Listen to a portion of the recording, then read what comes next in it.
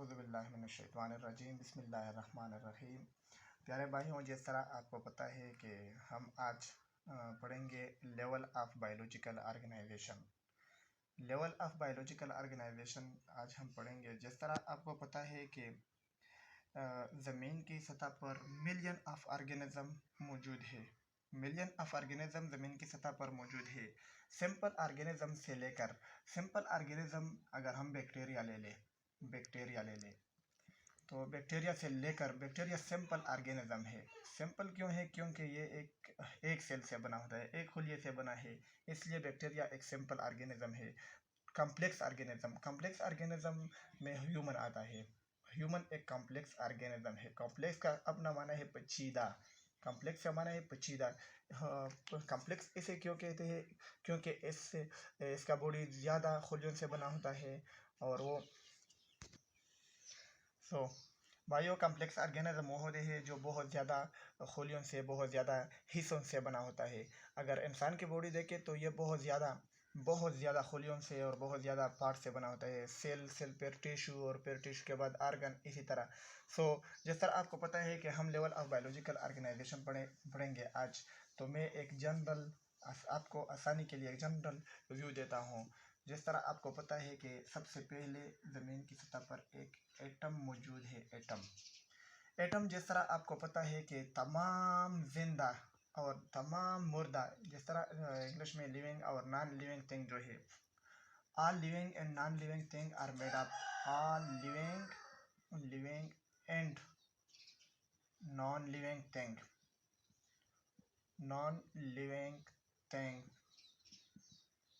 are made up of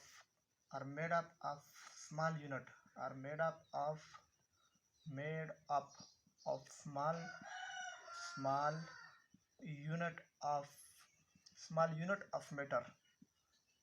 unit of matter which is called atom कहते हैं इसी को।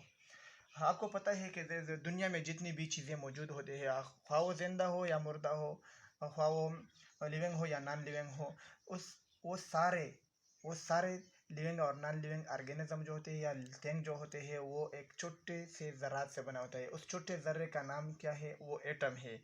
और एटम जो है ये फार्दर बना होता है 3 पार्टिकल से। प्रोटॉन होता है इसमें, प्रोटॉन।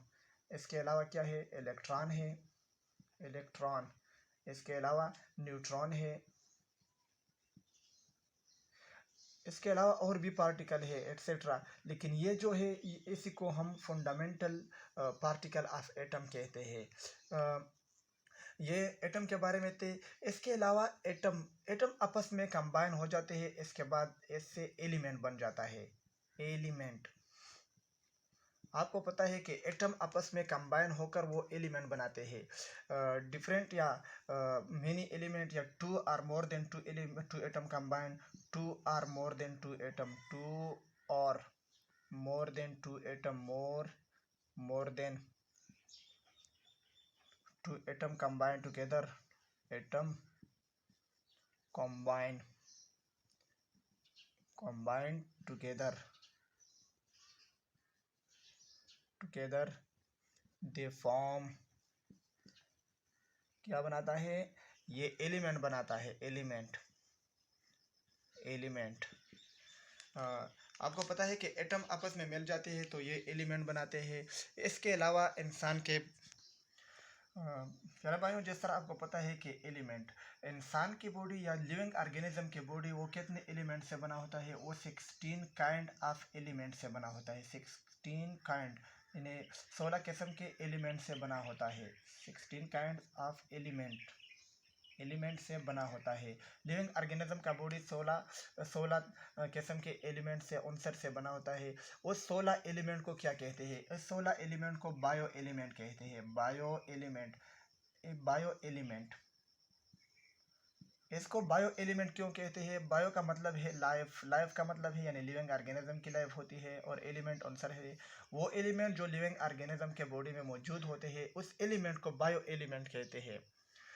बायो एलिमेंट कितने हैं तादाद में? ये 16 है। 16 इस 16 में out of these 16 out of these 16 these 16 bioelement 16 bioelement out of these 16 bioelements, only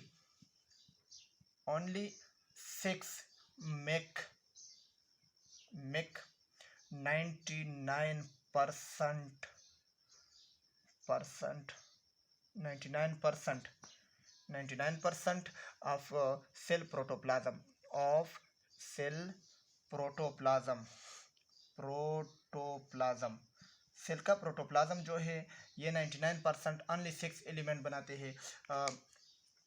इसको मैं हटाता हूँ ताकि बोर्ड पे जगह अवेलेबल हो।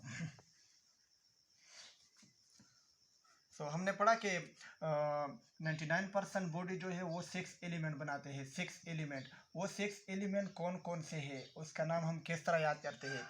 इसके लिए मैंने अपने ध्यान से एक फार्मूला बना लिया है। जिस तरह हम कहते हैं chon cap, CHONCAP, chon cap. Chon for example एक आदमी का नाम पर रख ले, और कैप कहते हैं टोपी को। चोन कैप में पहला लफ्ज है सी का मतलब है कार्बन।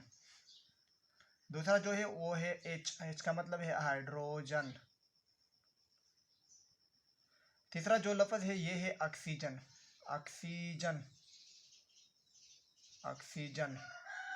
इसके अलावा नाइट्रोजन है,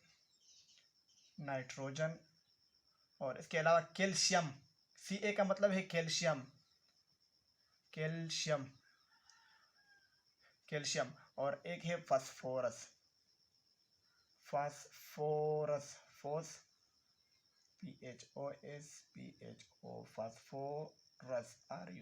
फास्फोरस। ये 6 एलिमेंट ऐसे एलिमेंट है जो एक लिविंग ऑर्गेनिज्म का जो प्रोटोप्लाज्म है, सेल का जो प्रोटोप्लाज्म होता है, वो ओनली ये 6 एलिमेंट, सिर्फ और सिर्फ ये 6 एलिमेंट जो है ये 99% ऑफ द प्रोटोप्लाज्म बनाता है। फॉर एग्जांपल सेल का अगर 100% हम सेल ले ले तो सेल में 99% सेल ये 6 जो एलिमेंट है ये बनाता है सेल को। यहाँ पर लफ्ज आया है प्रोटोप्लाज्म का लफ्ज आया है। प्रोटोप्लाज्म का लफ्ज बहुत ज़्यादा स्टूडेंट ऐसे होंगे कि वो प्रोटोप्लाज्म को नहीं जानते। प्रोटोप्लाज्म क्या होता है? सेल का लिविंग पोर्शन जो होता है वो प्रोटोप्लाज्म कहलाता है। The living portion of the cell, the living portion of the cell is called protoplasm। ये एक MCQ में भी आ सकता है कि the living portion of the cell is called protoplasm। बेटा ये 36 एलिमेंट और प्रोटोप्लाज्म के बारे में हमने पढ़ा। बाकी जो 10 एलिमेंट है उसके बारे में भी पढ़ेंगे। जिस तरह हमने पढ़ा कि वो जो 6 एलिमेंट थे वो 99% बॉडी बनाते थे, 99% प्रोटोप्लाज्म बनाते थे। अदर 10 एलिमेंट जो है, ये दूसरे जो 10 एलिमेंट है, इनमें कौन कौन से है? इनमें पोटाशियम है, सल्फर है, क्लोरीन है, कॉपर है, आयोडीन है, सोडियम है, आयरन है, मैग्नीशियम है, मैंगनीज है और जिंक है। ये 10 जो एलिमेंट है ये 1%, सिर्फ और सिर्फ 1% ऑफ द प्रोटोप्लाज्म बनाते हैं। प्रोटोप्लाज्म का डिफिनीशन मैंने आप लोगों को पढ़ा। ये किस तरह याद करेंगे? ये तो भी थोड़ा मुश्किल है, 10 नाम याद रखना। इनके लिए भी मैंने एक छोटा सा फार्मूला बनाया है। ये है फॉर एग्जांपल इस तरह, कल से काल कट आई ना, ये 6 एलिमेंट तो ये इसमें आए। बाकी जो 4 है, ये 4 पेयर इजी है, ये आसानी से आप समझ सकते हैं। आयरन, मैग्नीशियम, मैंगनीज और जिंक। देखो इसको मैं लिखता हूँ यहाँ पे, इसके नीचे लिखता हूँ कल से काल कट आई ना। आसान है ना? ये बहुत आसान है। कल से काल कट आई ना। कल क्या है, पोटाशियम है, जिस के एक दूसरा नाम जो है केल्विन है इसका। फिर क्या है, सिलिकॉन है, क्लोरीन है, कॉपर है, आयोडीन है, सोडियम है, आयरन है, मैग्नीशियम है, मैंगनीज है, जिंक है। बहुत आसान है। ये सिर्फ और सिर्फ 1% प्रोटोप्लाज्म बनाता है।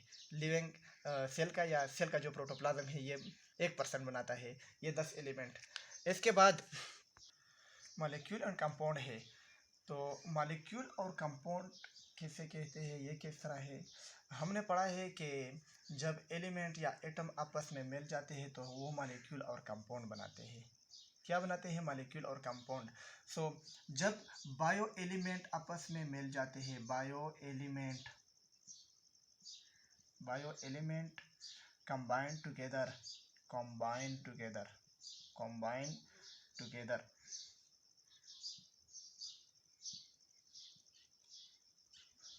they form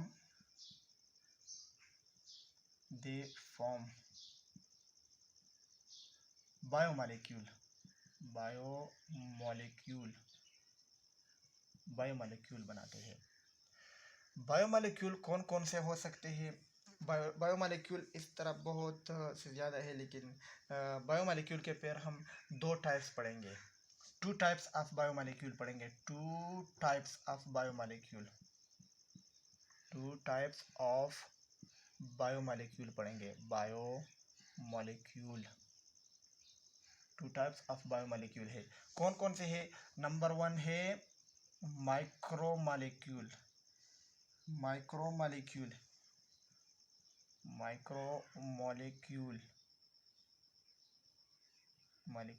और दूसरा जो है वो है macromolecule. Micro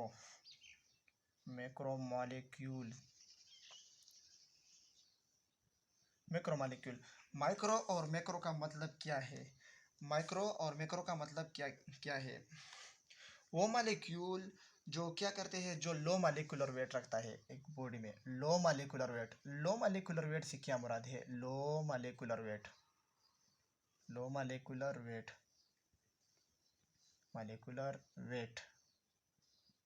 HT, low molecular weight. वो ऑर्गेनिज्म जिसका मॉलिक्यूलर वेट जो है, मॉलिक्यूलर वेट को हम जो दूसरा नाम देते हैं मॉलिक्यूलर मास। जो मॉलिक्यूलर मास होता है, अगर ऐसे मॉलिक्यूल है जिसका मॉलिक्यूलर वेट या मॉलिक्यूलर मास कम है, थोड़ा लो है, तो उसको हम नाम देते हैं माइक्रोमोलिक्यूल का एग्जाम्पल हम देते हैं। माइक्रोमोलिक्यूल का एग्जाम्पल क्या है। EG फॉर एग्जाम्पल, माइक्रोमोलिक्यूल का एग्जाम्पल है amino acid building block of protein है। इसके अलावा और क्या है, वाटर भी माइक्रोमोलिक्यूल है। इसके अलावा और क्या हो सकते हैं, ग्लूकोज है, GLUCOSE, ग्लूकोज भी माइक्रोमोलिक्यूल है। इनका मॉलिक्यूलर वेट जो है वो थोड़ा लो है, कम है, इसलिए इसको हम माइक्रोमोलिक्यूल का नाम देते हैं। इसके अलावा जो दूसरा है मैक्रोमोलिक्यूल हायर मॉलिक्यूलर वेट रखता है। वो मॉलिक्यूल जिसका मॉलिक्यूलर वेट हाई है, higher molecular weight HIGHER, higher molecular weight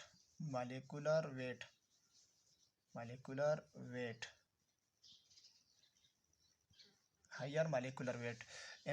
वो मॉलिक्यूल जिसका मॉलिक्यूलर मास या मॉलिक्यूलर वेट थोड़ा ज़्यादा है, हाई है, इसी को हम नाम देते हैं कौन से, मैक्रोमोलिक्यूल। इसका एग्जांपल क्या हो सकता है। इसका एग्जांपल जो है वो हो सकता है प्रोटीन इसका एक एग्जांपल हो सकता है, प्रोटीन। इसके अलावा लिपिड हो सकता है, लिपिड। और इसके अलावा कार्बोहाइड्रेट भी हो सकता है। ये सारे बायोमोलिक्यूल है। बायोमोलिक्यूल क्यों इसे कहते हैं, ऐसे बायोमोलिक्यूल इसलिए कहा जाता है, कार्बोहाइड्रेट इसलिए बायोमोलिक्यूल इसलिए इन मॉलिक्यूल को कहा जाता है क्योंकि इससे एक ऑर्गेनिज्म का, लिविंग ऑर्गेनिज्म का बॉडी बना होता है। अगर हम प्रोटीन की मिसाल ले लें तो प्रोटीन हेयर में, नेल में और इस तरह सेल मेम्ब्रेन में प्रोटीन पाए जाते हैं। लिपिड क्या है, जो हमारे एडिपोज टिश्यू है इसमें लिपिड मौजूद है। कार्बोहाइड्रेट क्या है, कार्बोहाइड्रेट से भी हमारा बॉडी बना होता है, सेल मेम्ब्रेन बना होता है, साइटोप्लाज्म में भी मौजूद होते हैं। इस तरह हमारे और बॉडी पार्ट्स में भी कार्बोहाइड्रेट भी मौजूद होते हैं। मालिक्यूल एंड कंपाउंड के बाद जो है वो ऑर्गेनेलिज है। ऑर्गेनेलिज जिस तरह आपको पता है कि different different different different biomolecule आपस में मिल जाते हैं। Different biomolecule combine together, biomolecule biomolecule combine together इधर they form subcellular structure subcellular structure subcellular structure subcellular structure CTURE subcellular structure which is called organelles, which is called organelles organelles organelles यहाँ पर एक लफ्ज़ मैंने इस्तेमाल किया, सब cellular structure का लफ्ज़ मैंने इस्तेमाल किया। सब सेलुलर स्ट्रक्चर का क्या मतलब है? मैंने आप लोगों को पहले भी कहा है और पढ़ाया है कि स्ट्रक्चर का मतलब क्या होता है। बायोलॉजी में जब भी स्ट्रक्चर का लफ्ज़ आ जाए तो इससे मुराद होगा पार्ट्स ऑफ द सेल और the body, part of the cell या part of the body, part of the cell और part of the body. No so cell के अंदर एक सब सेलुलर स्ट्रक्चर होता है, इसी को हम ऑर्गेनेल्स कहते हैं। क्या मतलब है? फॉर एग्जांपल ये एक सेल है, इसके अंदर न्यूक्लियस है और क्या है, माइटोकॉन्ड्रिया है, इसके अलावा राइबोसोम है, गोल्जी बॉडी है वगैरह वगैरह। ये सब सेलुलर स्ट्रक्चर है, ये सब सेलुलर स्ट्रक्चर है। सेल के अंदर छोटे छोटे क्या होते हैं, हिस्से होते हैं, इसी को हम ऑर्गेनेल्स का नाम देते हैं। फॉर एग्जांपल माइटोकॉन्ड्रिया माइटोकॉन्ड्रिया और क्या हो सकता है, Golgi bodies ribosome. For example mitochondria, ribosomes, Golgi bodies, Golgi apparatus भी कह सकते हैं, गोल्जी ऑपरेटस या or Golgi bodies apparatus, Golgi apparatus और गोल्जी बॉडीज। इसके अलावा और बहुत ज़्यादा ऑर्गेनेल्स मौजूद होते हैं। इनमें हर एक ऑर्गेनेल्स का अपना काम होता है। माइटोकॉन्ड्रिया काम क्या हो सकता है? माइटोकॉन्ड्रिया को एक और नाम भी हम देते हैं, power house of the cell कहते हैं माइटोकॉन्ड्रिया को, power house of the cell, house of the cell. नाम तो हमने सीखा है कि power house of the cell, लेकिन इसके पीछे जो रीज़न है वो हम लोगों को ज़्यादातर लोगों को ये पता नहीं है कि power house of the cell mitochondria को क्यों कहा जाता है। मैं बताता हूँ। माइटोकॉन्ड्रिया को power house of the cell इसलिए कहा जाता है कि ये सारे सेल को एनर्जी प्रोवाइड करता है, इसलिए इसको power house of the cell कहते हैं। पावर ताकत को कहते हैं, हाउस घर को कहते हैं, होम को। Power house of the cell इसलिए माइटोकॉन्ड्रिया को कहा जाता है क्योंकि ये तमाम सेल को एनर्जी प्रोवाइड करता है। इसके अलावा प्रोटीन है, प्रोटीन को क्या नाम दिया जाता है? प्रोटीन को नहीं, राइबोसोम है। राइबोसोम को कौन सा नाम दिया जाता है? राइबोसोम को कहा जाता है factory of protein, FACTORY, factory of protein, protein की प्रोटीन की कारखाना, फैक्ट्री ऑफ प्रोटीन, क्योंकि ये प्रोटीन बनाने में बहुत ज़्यादा मदद देता है ribosome. They play important role in the formation of protein. इसको एक और नाम भी कहा जाता है, प्रोटीन सिंथेसाइजिंग मशीन भी इसी को कहा जाता है, राइबोसोम को। ये थी आज की लेक्चर।